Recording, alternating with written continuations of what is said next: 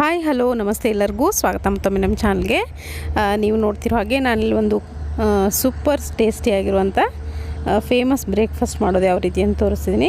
ಬನ್ನಿ ಹಾಗಿದ್ರೆ ಇದನ್ನು ಕ್ವಿಕ್ಕಾಗಿ ಯಾವ ರೀತಿ ಮಾಡೋದಂತ ನೋಡ್ಕೊಂಡು ಬರೋಣ. ನಾನಿಲ್ಲಿ 2 ಕಪ್ಪಷ್ಟು ಮೈದಾ ಹಿಟ್ಟನ್ನು ತೊಗೊಂಡಿದ್ದೀನಿ. 2 ಕಪ್ ಅಂದರೆ ಆಲ್ಮೋಸ್ಟ್ ಒಂದು 250 ಗ್ರಾಮು ಅಂದರೆ 1/4 kg ಅಷ್ಟು. ಇದಕ್ಕೆ ನಾನಿಲ್ಲಿ ಒಂದು ಬಾಳೆಹಣ್ಣನ್ನು ತೊಗೊಂಡಿದ್ದೀನಿ.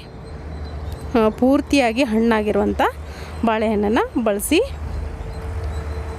ಹಾಗೆ ನೀವು ನೋಡ್ತಿರ್ಬೋದು ಪೂರ್ತಿ ಹಣ್ಣಾಗಿದೆ ಬಾಳೆಹಣ್ಣನ್ನು ಈ ಥರ ಕೈಯಿಂದನೋ ಅಥವಾ ಫೋರ್ಕ್ ಸ್ಪೂನಿಂದನೋ ಅಥವಾ ಮ್ಯಾಶರಿಂದನೋ ಚೆನ್ನಾಗಿ ಮ್ಯಾಶ್ ಮಾಡ್ಕೊಳ್ಳಿ. ಸ್ವಲ್ಪನೂ ಗಂಟುಗಳಿಲ್ಲದೆ ಇರೋ ಥರ ಮ್ಯಾಶ್ ಮಾಡ್ಕೊಳ್ಳಿ. ನಾನಿಲ್ಲಿ ಕೈಯಿಂದನೇ ಈಸಿ ಅನ್ನಿಸ್ತು, ಅದಕ್ಕೋಸ್ಕರ ಕೈಯಿಂದನೇ ಮ್ಯಾಶ್ ಮಾಡ್ಕೊಳ್ತಿದ್ದೀನಿ. ಪೂರ್ತಿಯಾಗಿ ಒಂದು ಕ್ರೀಮಿ ಕನ್ಸಿಸ್ಟೆನ್ಸಿ ಬರಬೇಕು, ಅಷ್ಟು ಚೆನ್ನಾಗಿ ನೀವು ಇದನ್ನು ಮ್ಯಾಶ್ ಮಾಡ್ಕೊಳ್ಬೇಕಾಗತ್ತೆ. ಇವಾಗ ನೋಡ್ತಿರ್ಬೋದು ಚೆನ್ನಾಗಿ ಮ್ಯಾಶ್ ಆಗಿದೆ ಬಾಳೆಹಣ್ಣು. ಇವಾಗ ಇದಕ್ಕೆ 1 ಕಪ್ ಆಗುವಷ್ಟು ಸಕ್ಕರೆ ಪೌಡ್ರನ್ನ ಹಾಕ್ಕೊಳ್ತಿದ್ದೀನಿ. ಸಕ್ಕರೆ ಪೌಡ್ರ್ ನಿಮಗೆ ಎಷ್ಟು ಬೇಕೋ ಅಷ್ಟು ಹಾಕ್ಕೊಳ್ಬೋದು. ಸ್ವೀಟು ನಿಮಗೆ ಜಾಸ್ತಿ ಇಷ್ಟ ಅನ್ನೋದಾದರೆ ಸ್ವಲ್ಪ ಜಾಸ್ತಿ ಹಾಕ್ಕೊಳ್ಬೋದು. ಒಂದು 2 ಟೇಬಲ್ ಸ್ಪೂನ್ ಆಗೋಷ್ಟು ಮೊಸರನ್ನು ಹಾಕ್ಕೊಳ್ತಿದ್ದೀನಿ. ಹಾಗೆ ಇಲ್ಲಿ ಒಂದು ಅರ್ಧ ಚಿಟಿಕೆ ಆಗೋಷ್ಟು ಬೇಕಿಂಗ್ ಸೋಡಾ ಹಾಕ್ಕೊಳ್ತಿದ್ದೀನಿ. ಬೇಕಿಂಗ್ ಸೋಡಾನ ಯಾವುದೇ ಕಾರಣಕ್ಕೂ ಜಾಸ್ತಿ ಹಾಕ್ಲಿಕ್ಕೆ ಹೋಗ್ಬಿಡಿ, ಒಂದು ಅರ್ಧ ಟೀ ಸ್ಪೂನಷ್ಟು ಮಾತ್ರ ಹಾಕ್ಕೊಳ್ಬೇಕು.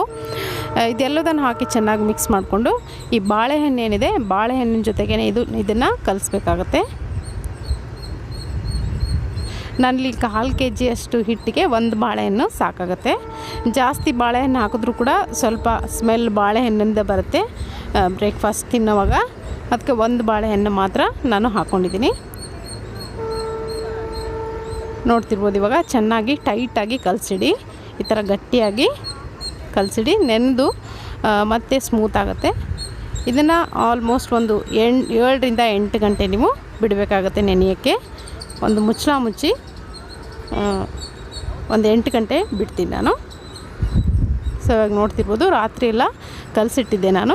ಇವಾಗ ಮಾರ್ನಿಂಗ್ ಬ್ರೇಕ್ಫಾಸ್ಟ್ಗೆ ಈಸಿಯಾಗಿ ನೀವು ಇದನ್ನು ಮಾಡ್ಕೊಳ್ಬೋದು. ನೋಡ್ತಿರ್ಬೋದು ಚೆನ್ನಾಗಿ ಫರ್ಮೇಟ್ ಆಗಿದೆ, ಉಪ್ಕೊಂಡಿದೆ ಹಿಟ್ಟು. ಇದನ್ನು ಇನ್ನೊಂದು ಸರಿ ಚೆನ್ನಾಗಿ ಕೈಯಿಂದ ನಾದ್ಕೊಂಡು ನೀವು ಇವಾಗ ಮಾಡ್ಕೊಳ್ಳೋಕ್ಕೆ ರೆಡಿಯಾಗಿದೆ ಹಿಟ್ಟು.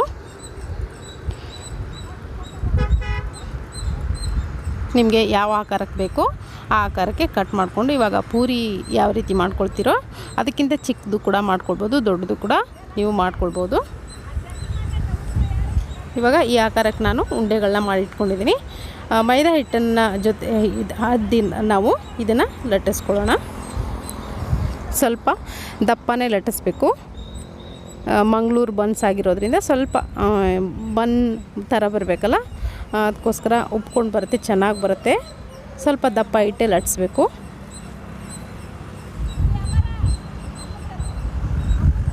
ಸೊ ಇವಾಗ ಇದೇ ಥರ ನಾನು ಎಲ್ಲವನ್ನು ಲಟ್ಟಿಸ್ಕೊಂಡು ರೆಡಿ ಮಾಡಿ ಇಟ್ಕೊಳ್ತೀನಿ. ಒಂದೇ ಸಲಕ್ಕೆ ನೀವು ಮಾಡ್ಕೊಂಡು ಲಟ್ಟಿಸ್ಕೊಂಡು ರೆಡಿ ಮಾಡಿ ಇಟ್ಕೊಳ್ಬೋದು. ಆವಾಗ ದಿಢೀರಾಗಿ ಒಂದೇ ಸಲಕ್ಕೆ ನೀವು ಫ್ರೈ ಮಾಡಿಕೊಂಡು ಬ್ರೇಕ್ಫಾಸ್ಟ್ನ ಸರ್ವ್ ಮಾಡ್ಕೊಳ್ಬೋದು. ತುಂಬ ಚೆನ್ನಾಗಿ ಫರ್ಮೇಟ್ ಆಗಿರುತ್ತೆ ಹಿಟ್ಟು, ಉಪ್ಕೊಂಡು ಬರುತ್ತೆ.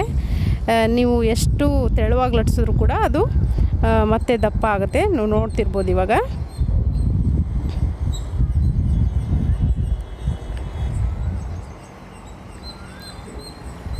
ಹಿಟ್ಟನ್ನು ಸ್ವಲ್ಪ ಕಡಿಮೆ ಬಳಸಿ ಲಟ್ಟಿಸ್ತಿರ್ಬೇಕಾದ್ರೆ ಜಾಸ್ತಿ ಹಿಟ್ಟನ್ನು ಬಳಸಬೇಡಿ. ಇವಾಗ ಎಣ್ಣೆ ಕೂಡ ನಾನು ಕಾಯಕ್ಕಿಟ್ಟಿದ್ದೀನಿ. ಒಂದೊಂದಾಗೆ ಫ್ರೈ ಮಾಡ್ಕೊಳ್ಳೋಣ. ಪಾತ್ರೆ ಎಷ್ಟು ಹಿಡ್ಸತ್ರೋ ಅಷ್ಟು ಮಾತ್ರ ನೀವು ಹಾಕ್ಕೊಂಡು ಫ್ರೈ ಮಾಡ್ಕೊಳ್ಳಿ. ಚೆನ್ನಾಗಿ ಉಬ್ಕೊಂಡು ಬರುತ್ತೆ. ಮಂಗಳೂರು ಬನ್ಸ್ ತುಂಬ ಟೇಸ್ಟಿಯಾಗಿರುತ್ತೆ. ಸ್ವೀಟ್ ಸ್ವಲ್ಪ ಜಾಸ್ತಿ ಹಾಕಿ ಮಾಡಿದ್ರೆ ಇನ್ನೂ ಟೇಸ್ಟಿಯಾಗಿ ಬರುತ್ತೆ. ಸ್ವಲ್ಪ ಗೋಲ್ಡನ್ ಬ್ರೌನ್ ಆಗೋವರೆಗೂ ನೀವು ಇದನ್ನು ಚೆನ್ನಾಗಿ ಫ್ರೈ ಮಾಡ್ಕೋಬೇಕು 2 ಬದಿನೂ.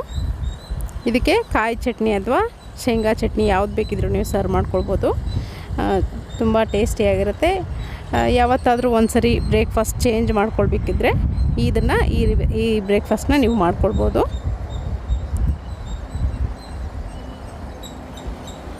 ಸೊ ಇವಾಗ ನೋಡ್ತಿರ್ಬೋದು ಎಷ್ಟು ಚೆನ್ನಾಗಿ ಉಪ್ಕೊಂಡು ಬರ್ತಾಯಿದೆ ಅಂತ.